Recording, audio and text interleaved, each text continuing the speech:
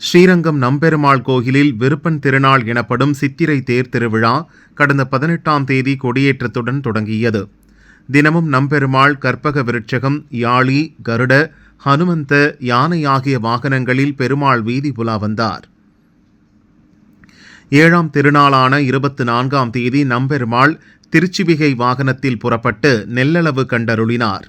9ஆம் திருநாளான அதிகாலை ஸ்ரீவில்லிபுத்தூர் ஆண்டாள் கோயிலில் இருந்து சீர்வரிசையாக வந்த கிளி மாலையை அணிந்தபடி மூலஸ்தானத்தில் இருந்து புறப்பட்டு அதிகாலை 5:15 மணிக்கு திருத்தேரில் எழுந்தருளினார்.